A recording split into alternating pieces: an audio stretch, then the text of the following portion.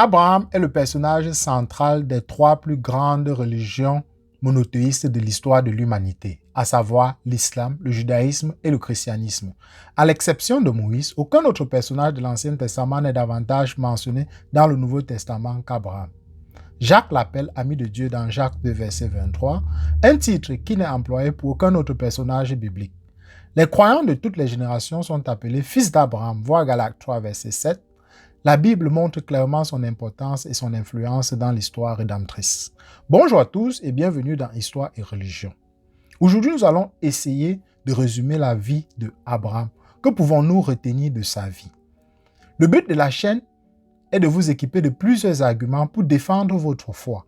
Alors, si c'est la première fois que vous découvrez la chaîne, n'oubliez pas de vous abonner, de partager, afin de sensibiliser le maximum de personnes. Sans plus tarder, c'est parti.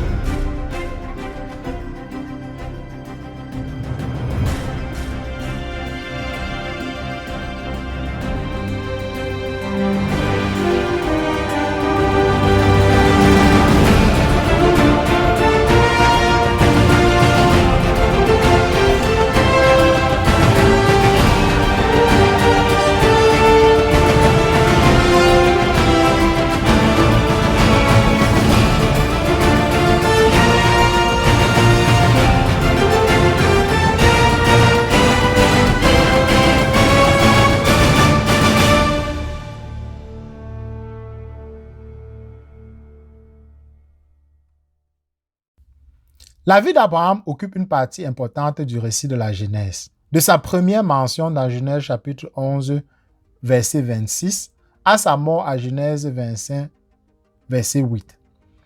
Nous savons beaucoup de choses sur lui, mais beaucoup moins de sa naissance et du début de sa vie.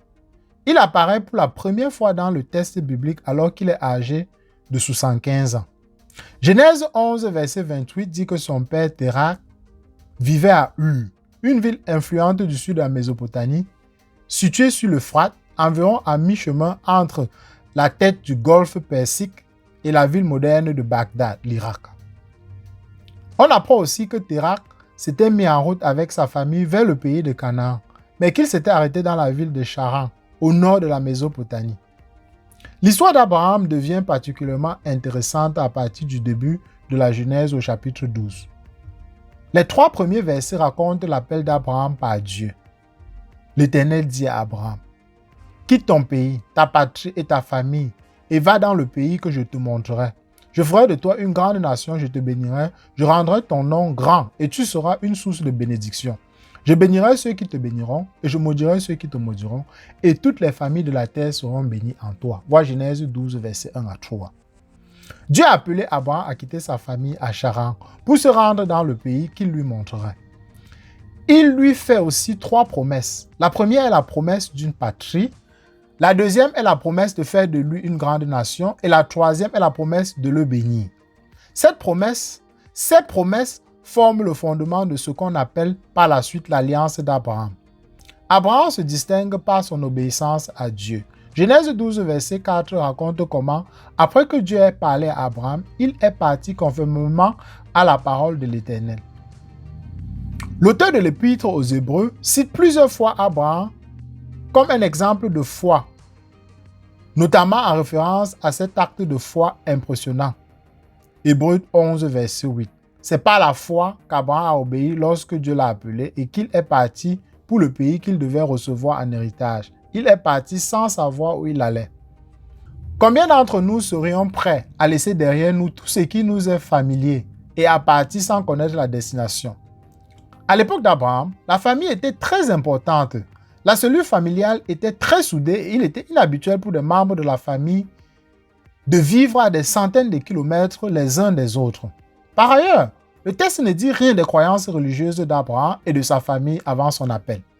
Les habitants d'Ur et de Charan adoraient les divinités du panthéon babylonien, notamment Sin, le dieu de la lune. Dieu a donc appelé Abraham à sortir d'une culture païenne et Abraham a compris et reconnu l'appel de Yahweh, l'Éternel, et lui a tout de suite obéi sans hésiter.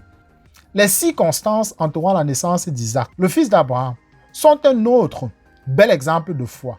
Alors qu'Abraham et Sarah n'avaient pas d'enfant, Dieu leur a promis qu'Abraham aurait un fils, voir Genèse 15, verset 4, qui deviendrait l'héritier de la grande fortune dont Dieu l'avait béni et surtout de la promesse faite à son père. Il continuerait aussi la lignée pieuse de Seth. Abraham a cru à la promesse de Dieu qui lui compta sa foi comme justice. Voir Genèse 15, verset 6. Dieu renouvelle sa promesse à Abraham en Genèse 17 et récompense sa foi en Genèse 21 en lui donnant Isaac. La foi d'Abraham sera encore éprouvée avec son fils Isaac. En Genèse 22, Dieu lui demande de le sacrifier sur le sommet du mont Morija. Nous ne savons pas quelles furent les émotions d'Abraham en entendant ce commandement, mais nous savons qu'il a fidèlement obéi à Dieu, son bouclier, qu'il avait tellement béni et lui, avant tant de fois, manifesté sa grâce jusque-là. Abraham a obéi, comme quand Dieu lui avait demandé de quitter sa famille. À la fin du récit, Dieu empêche Abraham de sacrifier Isaac. Imaginez cependant ce qu'il a dû ressentir. Il avait attendu d'avoir un fils pendant des décennies et le Dieu qui lui avait promis cet enfant allait le lui reprendre. Le plus important est que la foi d'Abraham en Dieu était plus grande que son amour pour son fils et qu'il croyait que même s'il sacrifiait Isaac, Dieu était assez puissant pour le ressusciter.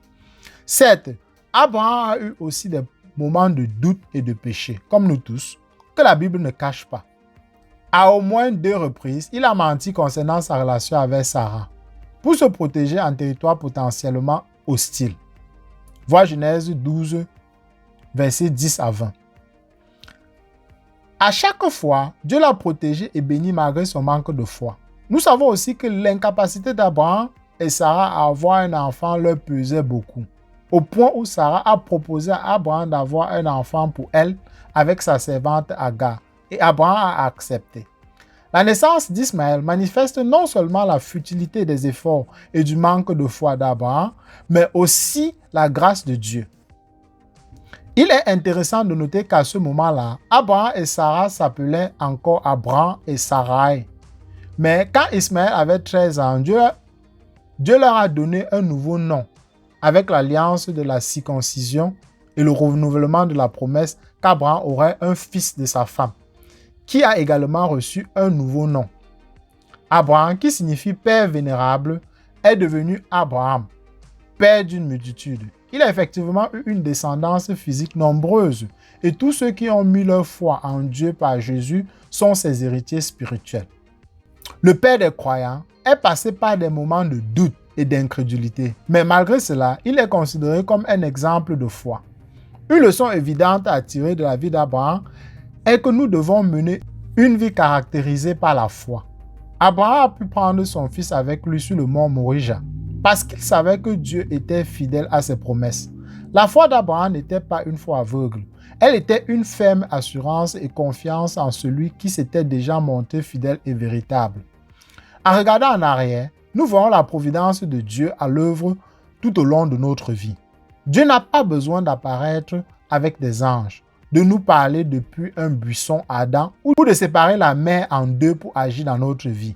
Il supervise et dirige tous les événements de notre vie. Même si nous n'en avons pas toujours l'impression, la vie d'Abraham montre que Dieu est présent dans notre vie. Même ses échecs montrent que Dieu, s'il ne nous protège pas toujours contre les conséquences de notre péché, agit en nous et à travers nous par sa grâce et que rien ne peut contrecarrer ses plans. La vie d'Abraham nous montre aussi que ceux qui obéissent à Dieu avec un cœur simple sont bénis. Quand Dieu a demandé à Abraham de quitter sa famille, il l'a fait. Quand il lui a demandé de sacrifier Isaac, il se leva de bon matin pour le faire. Le récit biblique ne fait pas d'aucune hésitation de la part d'Abraham. Comme la plupart d'entre nous, ses choix lui ont certainement brisé le cœur, mais cela ne l'a pas empêché d'agir le moment venu. Quand nous discernons l'appel de Dieu ou lisons les instructions dans sa parole, nous devons agir. L'obéissance n'est pas une option quand Dieu nous demande de faire quelque chose. Abraham nous apprend aussi ce qu'est une relation vivante avec Dieu. Il n'hésitait pas à obéir, mais n'avait pas non plus peur de poser des questions. Il croyait que Dieu lui donnerait un fils à lui et à son épouse Sarah. Mais il se demandait comment ce serait possible. En Genèse 18, il intercède auprès de Dieu pour Sodome et Gomorrhe et lui dit qu'un Dieu saint et juste ne peut détruire les justes avec les pécheurs. Puis il lui demande d'épargner les villes pécheresses s'il trouve ne serait-ce que 50 justes, un chiffre qu'il abaisse à 10. En fait, alors qu'il n'y en avait même pas 10, Dieu a tout de même épargné Lot, le neveu d'Abraham, ainsi que sa famille. Voir Genèse 19. Il est intéressant de constater que Dieu a révélé ses plans à Abraham avant de détruire ces deux villes et que ce dernier n'a pas été pris au dépourvu par ces questions. Son exemple nous montre comment interagir avec Dieu concernant ses projets, intercéder pour les autres, accomplir la justice de Dieu et se soumettre à sa volonté. Les manquements d'Abraham, surtout avec Agar et Ismaël, nous montrent que c'est une folie d'essayer de prendre les choses en main nous-mêmes. Dieu avait promis un fils à Abraham et Sarah, mais dans leur impatience, leur plan pour procurer un héritier à Abraham s'est retourné contre eux, provoquant des conflits, d'abord entre Sarah et Agar, mais entre Isaac et Ismaël. Les descendants d'Ismaël sont devenus des ennemis acharnés du peuple de Dieu, ainsi que nous le verrons dans la suite de l'Ancien Testament. Le conflit entre Israël et ses voisins arabes se poursuit jusqu'à aujourd'hui. Nous ne pouvons accomplir la volonté de Dieu par nos propres forces. Au contraire, nos efforts créeront davantage de problèmes qu'ils n'en résoudront. Cette leçon a beaucoup d'applications pour notre vie. Si Dieu a promis de faire quelque chose, nous devons être fidèles et patients pour attendre qu'il accomplisse ce qu'il a promis en son temps. Théologiquement parlant, Abraham est un exemple vivant de la doctrine de la justification par la foi seule. L'apôtre Paul le cite à 2 reprises comme un exemple de cette doctrine fondamentale. Dans l'Épître aux Romains, tout le chapitre 4 est consacré à des images de la justification par la foi, tirées de la vie d'Abraham. On retrouve un argument similaire dans les Épîtres aux Galates, où Paul démontre à partir de la vie d'Abraham que les non-juifs sont co-héritiers avec les juifs des bénédictions d'Abraham par la foi. Cela remonte à Genèse 15, verset 6. La Bible cite « Abraham eut confiance en l'Éternel qui le lui compta comme justice ». La foi d'Abraham en les promesses de Dieu était suffisante pour le justifier devant lui selon le principe énoncé dans Romains 3, verset 28. Abraham n'a rien pour mériter sa justification. Sa confiance en Dieu était suffisante. Ainsi, on voit la grâce de Dieu à l'œuvre dès le début de l'Ancien Testament. L'Évangile n'a pas commencé avec la vie et la mort de Jésus, mais remonte à la Genèse. En Genèse 3, verset 15, Dieu a promis que la descendance de la femme écraserait la tête du serpent. Les théologiens voient en ce passage la première mention de l'Évangile dans la Bible. Tout le reste de l'Ancien Testament raconte comment cet évangile de la grâce de Dieu s'est manifesté par la lignée de la promesse à partir de Seth. Voir Genèse chapitre 4, verset 26. L'appel d'Abraham est un autre élément de l'histoire rédemptrice. Paul dit que l'évangile a déjà été annoncé à Abraham quand Dieu lui a dit « Toutes les nations seront bénies en toi ». Voir Galates 3, verset 8. La vie d'Abraham nous apprend aussi que la foi n'est pas héréditaire. Matthieu 3, 9, Luc 3, 8 et Jean 8, 39 nous apprennent qu'il ne suffit pas d'être issu de la descendance physique d'Abraham pour être sauvé. L'application pour nous est qu'il ne suffit pas d'être né dans une famille chrétienne. Nous ne sommes pas en communion avec Dieu et n'entrons pas au ciel par la foi de quelqu'un d'autre. Dieu n'a aucune obligation de nous sauver uniquement parce que nous avons une ascendance chrétienne impeccable.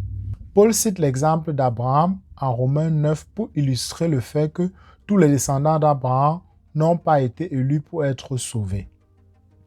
Dieu, dans sa souveraineté, choisit qui il veut sauver, mais nous sommes sauvés par la foi. Mais nous sommes sauvés par la même foi qu'Abraham a manifesté pendant sa vie.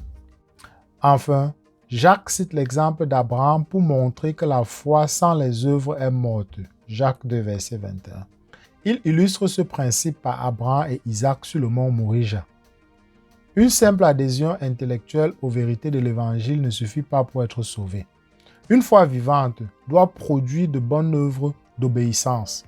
La même foi qui a justifié Abraham aux yeux de Dieu l'a aussi poussé à obéir au commandement de Dieu de sacrifier son fils Isaac.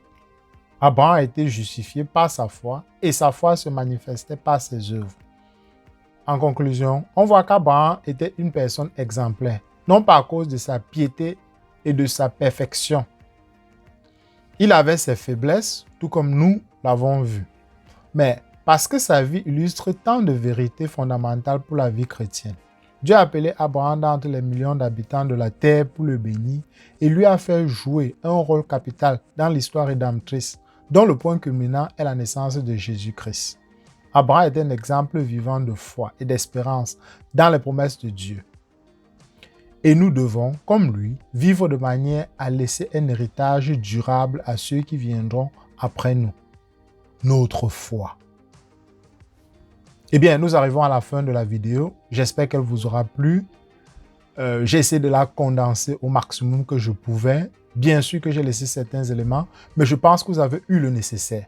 Si la vidéo vous a plu, n'hésitez pas de vous abonner, de partager. C'est un moyen gratuit et très efficace de soutenir la chaîne. Sur ce, je vous laisse à la prochaine capsule.